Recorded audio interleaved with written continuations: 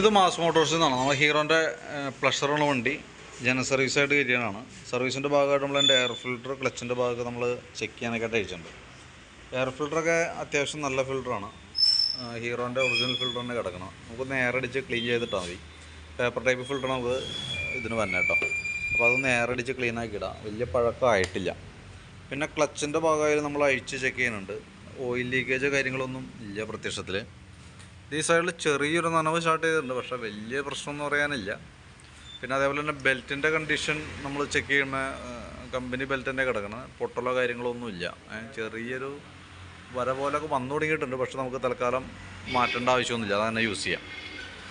പിന്നെ ഇത് റോളറ്, boss drive, variator body അടങ്ങുന്ന ഒരു യൂണിറ്റാണത്. അതിൻ്റെ പെർഫോമൻസും അതിൻ്റെ പ്ലേ കാര്യങ്ങളൊക്കെ ചെക്ക് ചെയ്യുന്ന സമയത്ത് ഒരു അല്പം പ്ലേ കാണിച്ചു തുടങ്ങിയിട്ടുണ്ട്, പക്ഷെ നമുക്കിപ്പോൾ അത് മാറ്റേണ്ട സിറ്റുവേഷൻ ഒന്നും ആയിട്ടൊന്നുമില്ല. തൽക്കാലം നമുക്ക് തന്നെ യൂസ് ചെയ്യാം. ബെൻഡെക്സിൻ്റെ പെർഫോമൻസ് ആയിട്ട് നമ്മൾ ചെക്ക് ചെയ്യുമ്പോൾ വർക്കിംഗ് ഒക്കെ ഓക്കെയാണ്. ഇതിൻ്റെ ഈ സൈഡിൽ ബെൻഡെക്സിൻ്റെ ഈ ഭാഗത്ത് നോക്കുമ്പോൾ ഒരു ചെറിയ ലൈൻ പോലെ കാണാം നമുക്കത്. അത് ഈ സൈഡിൽ വന്ന വീല് ഇതുമ്പോൾ ടച്ച് ആവണതാണ്. ആ ടച്ച് ആവണേൻ്റെ ഒരു കാരണം എന്താ വെച്ചാൽ ക്രാങ്കിൻ്റെ അലൈൻമെൻറ്റിൽ ചെറിയൊരു വേരിയേഷൻ വരുമ്പോഴാണ് ആ പ്രശ്നം കാണിക്കുക കേട്ടോ. തൽക്കാലം വേറെ ഒന്നും ചെയ്യേണ്ട, അങ്ങനെ തന്നെ നിലനിർത്താം. പിന്നെ ക്ലച്ച് വെയിറ്റ് സെറ്റ് അടങ്ങുന്നൊരു യൂണിറ്റാണത്. ക്ലച്ച് CVT ക്ലച്ചിൻ്റെ മെയിൻ ഒരു പാർട്ട് എന്ന് വേണമെങ്കിൽ പറയാം. നമുക്ക് ആ ഭാഗമൊക്കെ നമ്മൾ ചെക്ക് ചെയ്യുന്നുണ്ട്, അഴിച്ച് ചെക്ക് ചെയ്യുന്നുണ്ട്.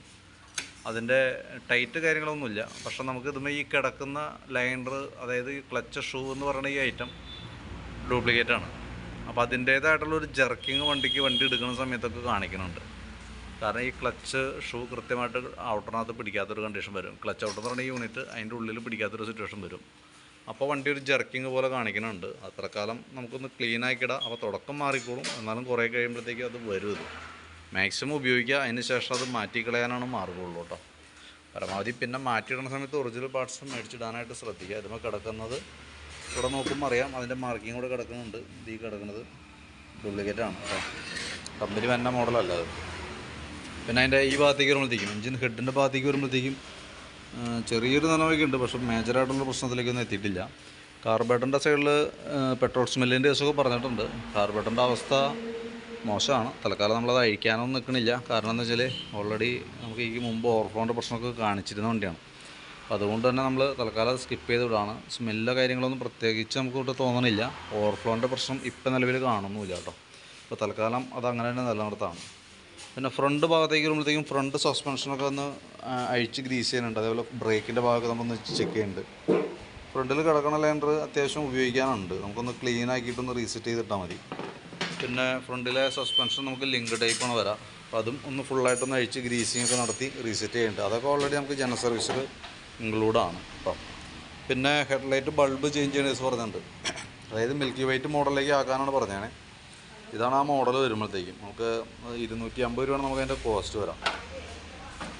ഇത് നമുക്ക് ശരിക്കും പറഞ്ഞാൽ 20% അവർ പറയുന്നുണ്ട്. 20% പവർ കൂടുതൽ വരും എന്നുള്ള കേസ് പറയുന്നുണ്ട്. എത്രത്തോളം അത് ഗുണകരമാണെന്നുള്ള കേസ് നൈറ്റ് ഓടിക്കുമ്പോഴാണ് കൃത്യമായിട്ട് നമുക്ക് അറിയാനായിട്ട് പറ്റുള്ളൂ. കാരണം അങ്ങനെ പറയാൻ കാരണം വെച്ചാൽ ഈ ഹെഡ്ലൈറ്റിൻ്റെ ഗ്ലാസും ചെറിയൊരു ഫെയർനെസ് ഉണ്ട്. അപ്പോൾ അതിൻ്റേത് കറക്റ്റ് ഒരു പെർഫോമൻസ് കിട്ടുമെന്ന് ചോദിച്ചു കഴിഞ്ഞാൽ ഈ ഹെഡ്ലൈറ്റും ഗ്ലാസും ഒരു ചെറിയ ഫെയ്ഡ് ഉള്ളതുകൊണ്ട് തന്നെ നമുക്ക് അത് നൈറ്റ് ഓടിക്കുമ്പോഴാണ് കൃത്യമായിട്ട് അത് മനസ്സിലാവുള്ളൂ കേട്ടോ. പിന്നെ ഹെഡ്ലൈറ്റ് അസംബ്ലി ഓൾറെഡി ഡാമേജാണ്. കാരണം പറയാൻ കാരണം ഇവിടെ മുകളിൽ അതൊന്ന് പിടിപ്പിക്കുന്ന ഭാഗമാണത്. അതിൻ്റെ ക്ലിപ്പൊക്കെ പൊട്ടിപ്പോയേക്കാണ് കേട്ടോ.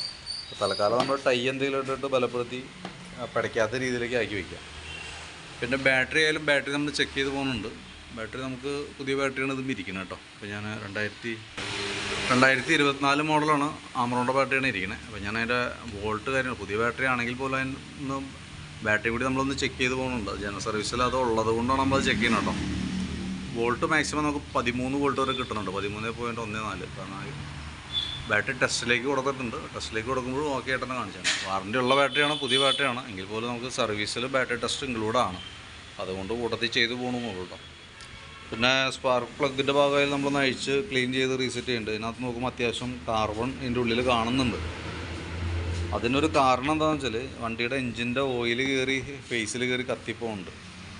അത് പറയാൻ കാരണം എൻജിൻ ഓയിൽ നമ്മൾ ചെക്ക് ചെയ്യുന്ന സമയത്ത് എൻജിനിൽ ഓയിലില്ല, ആ കൂടിയുള്ള ഓയിലാണ് ഈ കാണുന്നത് കേട്ടോ. ഒരു 50 മില്ലി തികച്ചില്ല. അപ്പോൾ അതിൽ നിന്ന് മനസ്സിലാക്കാൻ മൈന്യൂട്ടായിട്ട് ഓയിൽ കയറി കത്തണുണ്ട് ഫേസിൽ. സൈലൻസറിക്കടെ പുക പോകുന്നുണ്ട്, നമ്മുടെ ശ്രദ്ധയിൽ പെടുന്നില്ല എന്നുള്ളൂ. അപ്പോൾ പരമാവധിയും നമ്മളൊന്ന് ശ്രദ്ധിക്കുക. ഓയിൽ ലെവൽ കുറഞ്ഞ് ഓടാതിരിക്കാനായിട്ട് പ്രത്യേകം ശ്രദ്ധിക്കുക. കാരണം എന്താ വെച്ചാൽ ഓയിൽ ലെവൽ കുറഞ്ഞ് ഇപ്പോൾ തന്നെ ഓൾറെഡി ഇത്ര ഓയിൽ ലെവൽ കുറയണ സമയത്ത് സ്വാഭാവികമായിട്ടും സിലിണ്ടർ പിസ്റ്റനൊക്കെ സ്ക്രാച്ചസ് വന്നിട്ടുണ്ടാവും. അത് നമുക്ക് അഴിച്ചൊക്കെ നോക്കിയാലേ കൃത്യമായിട്ട് അറിയാൻ പറ്റുള്ളൂ. തൽക്കാലം ഇപ്പോൾ ഒന്നും ചെയ്യേണ്ട, ഓയിൽ ഫില്ല് ചെയ്യുക, അതിന് ശേഷം വണ്ടി ഉപയോഗിക്കുക. പുകയുണ്ടോയെന്ന് നോക്കുക. പുകയില്ലാന്നുണ്ടെങ്കിൽ ഭാഗ്യം, പുകയുണ്ടെന്നുണ്ടെങ്കിൽ പെട്ടെന്ന് കൂട്ടാം. കാരണം എന്താ വെച്ചാൽ പുകയുണ്ടെന്നുണ്ടെങ്കിലും ഇല്ലെങ്കിലും ഒരു മാസം കഴിഞ്ഞ് കഴിയുമ്പോൾ അല്ലെങ്കിൽ ഒരു 1000 കിലോമീറ്റർ 1000 കിലോമീറ്റർ ബേസ് ചെയ്ത് നോക്കാം. ഓട്ടം കൂടുതലാണെങ്കിൽ 1000 കിലോമീറ്റർ വരും. ഓട്ടം കുറവാണെന്നുണ്ടെങ്കിൽ ഒരു മാസം കണക്ക് കൂട്ടാം. അത് കഴിയുമ്പോൾ വന്നിട്ട് എഞ്ചിൻ ഓയിൽ ഒന്ന് ചെക്ക് ചെയ്യണം. ചെക്ക് ചെയ്തിട്ട് എത്രത്തോളം ലെവൽ കുറഞ്ഞു പോകുന്നുണ്ടെന്നുള്ള ദിവസം നോക്കാം. കാര്യമായിട്ട് കുറയുന്നുണ്ടെങ്കിൽ അത് ഗൗരവത്തിലെടുത്ത് ആ കംപ്ലൈൻറ്റ് തീർത്തില്ല എന്നുണ്ടെങ്കിൽ വണ്ടി ഓയിൽ തീർന്ന് എഞ്ചിൻ പിടിക്കുന്ന ഒരു സിറ്റുവേഷനിലേക്കൊക്കെ പോകും കേട്ടോ. അത് പ്രത്യേകം ശ്രദ്ധിച്ചോണം. അത് വളരെ ഗൗരവത്തിലെടുക്കേണ്ട കേസാണ് കേട്ടോ. പിന്നെ അതേപോലെ തന്നെ ബാക്കിലെ ബ്രേക്ക് ലൈറ്റിൻ്റെ ബൾബ് പോയിട്ടുണ്ടായിരുന്നു. അപ്പോൾ അതുകൂടി നമ്മൾ കൂട്ടത്തിൽക്കൂടെ മാറ്റുന്നുണ്ട് കേട്ടോ. അത്യാവശ്യം ഈ പറഞ്ഞേക്കുന്ന ഭാഗങ്ങൾ ഉൾപ്പെടുത്തിക്കൊണ്ടുള്ള ഒരു എസ്റ്റിമേറ്റ് ഞാൻ നോക്കിയിട്ട് പറയാം. ടൈലൈറ്റ് ബൾബ്, അതേപോലെ തന്നെ നമുക്ക് എഞ്ചിൻ ഓയിൽ മാറുന്നുണ്ട്, ജനറൽ സർവീസായിട്ട് ചെയ്യുന്നുണ്ട്, ഹെഡ്ലൈറ്റിൻ്റെ ബൾബ് മാറുന്നുണ്ട്, പിന്നെ ഈ വൈസർ പിടിപ്പിക്കാനായിട്ടുണ്ട് ടൈ നമുക്ക് വേണം. അതൊക്കെ ഉൾപ്പെടുത്തിക്കൊണ്ടുള്ളൊരു എസ്റ്റിമേറ്റ് നോക്കിയിട്ട് അതിൻ്റെ ഡീറ്റെയിൽസ് ഒന്ന് വാട്സാപ്പിലേക്ക് ഒന്ന് സെൻഡ് ചെയ്തിട്ടേക്കാം.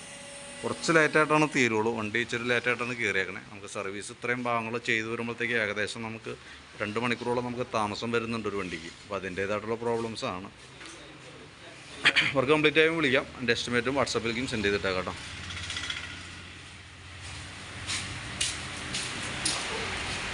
ടൈലൈറ്റ്